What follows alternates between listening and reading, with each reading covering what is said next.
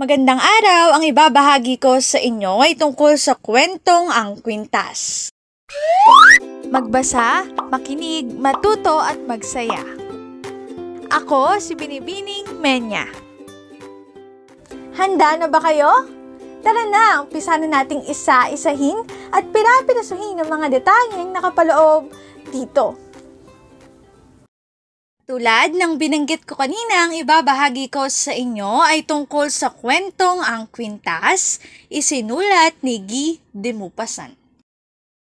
Ang ibabahagi kong versyon ng Ang Kwintas ngayong araw ay buod lamang, kung kaya't hindi ito ganoon kadetalyado. Si Matilde ay isang napakagandang dalaga kaya maraming nagkakagusto at nahuhumaling sa kanya. Ngunit, siya lamang ay isang mahirap na tao.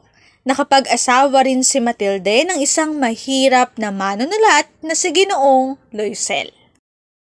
Inimbitahan ng amo ni Ginoong Loisel sa isang piging ang mag-asawa kaya natuwa ang dalawa.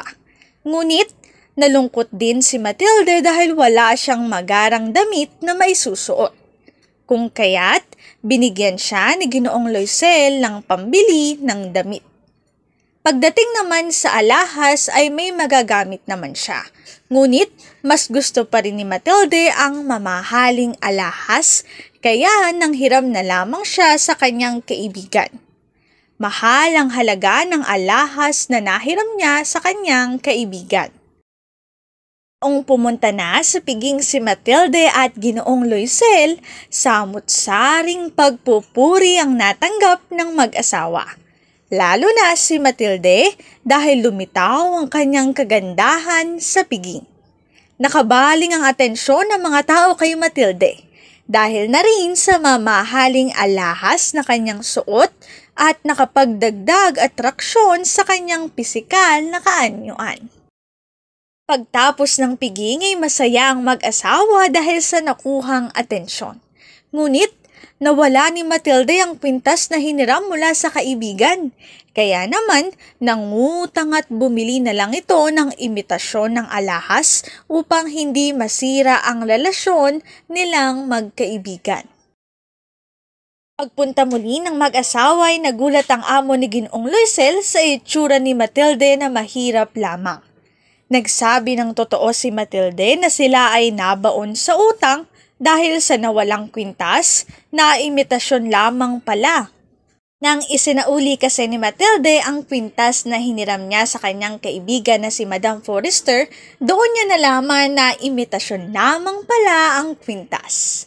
Nagkakahalaga lamang ito ng maliit na halaga kumpara sa nagastos niya para makabili ng kwintas na ibabalik kay Madame Forester. Ang link na ito ang aking source sa written information na makikita nyo sa bawat slides. Kung interesado kayo na magbasa pa, maaari nyong bisitahin ang website na ito.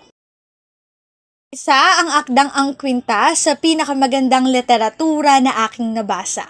Kung kaya't bukod dito sa buod ng Ang Kwintas, ay pipilitin kong gumawa ng video na nagpapakita at nagsasalaysay ng buong kwento ng Ang Kwintas.